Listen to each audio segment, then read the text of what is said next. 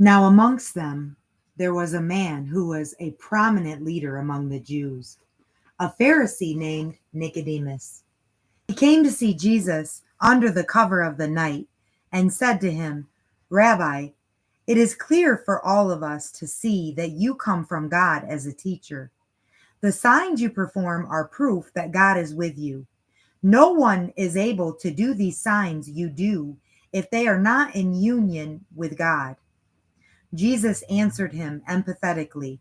No one would even be able to recognize anything as coming from God's domain unless they are born from above to begin with.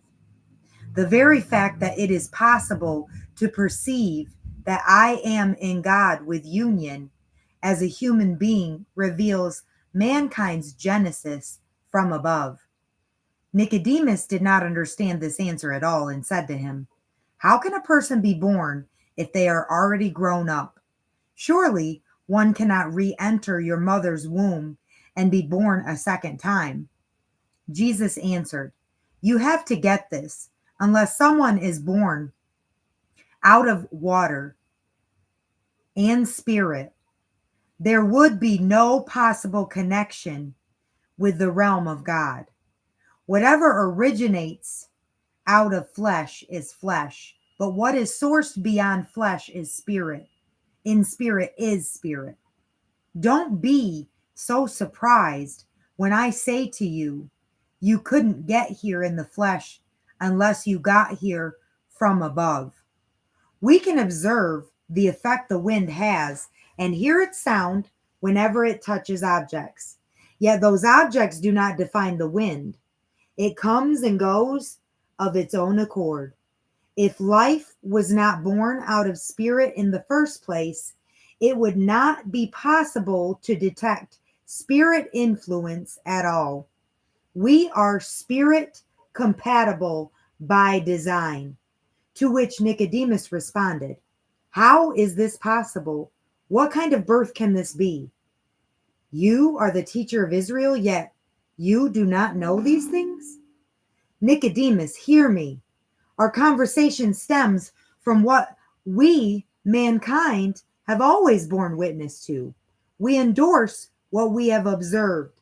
How is it that your religious perspectives keep you so blinded to this?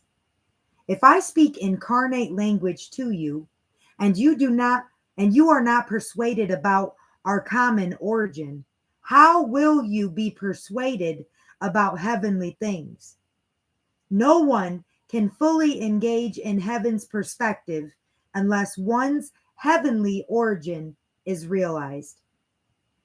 The Son of Man declares mankind's cogenesis from above.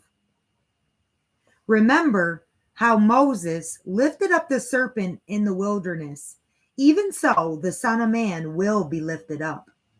In the same prophetic pattern, I will be lifted up for all to see and be equally persuaded in the echo of the life of the ages now redeemed within them.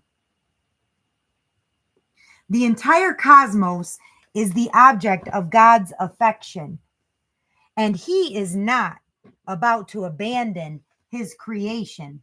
The gift of his Son is for mankind to realize their origin in him who mirrors their authentic birth. Begotten not of flesh, but of the Father. In this persuasion of life, of the ages, echoes within the individual and announces that the days of regret and sense of lostness are over. God has no intention to condemn anyone. He has sent his Son not as judge, but as Savior of the world. The cosmos was rescued because of him. Faith and not flesh defined you. In the persuasion of your authentic sonship, there is no separation or rejection. For someone to prefer not to embrace this is to remain under their own judgment, sustained by their futile efforts to define themselves through personal performance. In their stubborn unbelief, they reject what is revealed and redeemed in the name of the Son, begotten only of the Father and not the flesh. And this is the crisis. The light is here right now, yet people are so addicted to their own darkness that they prefer a life of labors, annoyances, and hardships. When someone is engaged in something worthless, they often fear exposure and feel threatened by the light. He who discovers the poetry of truth faces the light unashamedly. His lifestyle boldly displays the workmanship of union with God. His works speak for themselves, made in heaven, wrought in God. From there, Jesus and his followers went to the region of Judea and spent some bonding time together, immersed in conversation. John and his disciples were not far from there at the place of springs, Enyan, near Salem, which made it a popular location for baptism. This was shortly before John landed up in jail. Some of the disciples of John were arguing with a Jew who was probably baptized by the disciples of Jesus.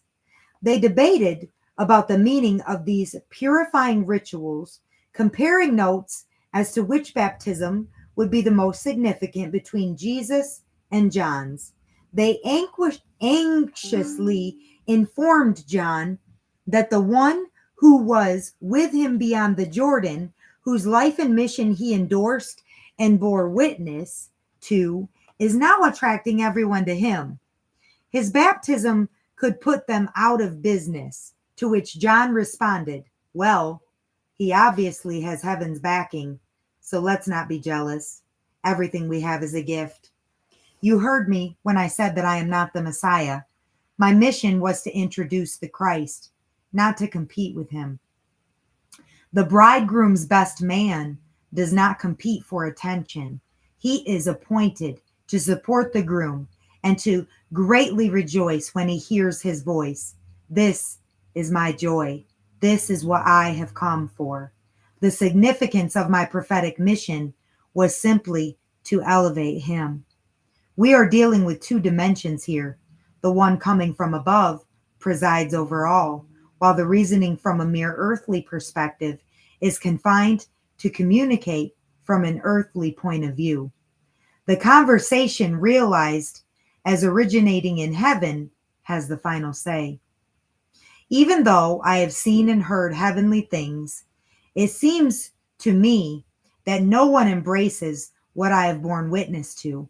By trying to protect a fading prophetic perspective, you are missing the entire point. The shadow is eclipsed by the substance, not the other way around. Whoever lays a hold of this testimony has the evidence of God's truth embossed like the impression of a signet ring resonating in their inner consciousness. For the one sent from God communicates God's gift language from the limitless resource of the Spirit. The theme of this conversation celebrates the extravagant love the Father has for the Son, and in him every gift of God is revealed. His hand extends God's touch. He is God's embrace of the human race. To be persuaded about sonship as unveiled in the Son is to fully participate in the life of the ages. To be unpersuaded about sonship is to remain in blindfolded mode to life itself in the here and now, and to exchange fellowship with the author of life of our design for a fearful image of a vengeful, merciless God. Quite the opposite of the loving Father the Son reveals.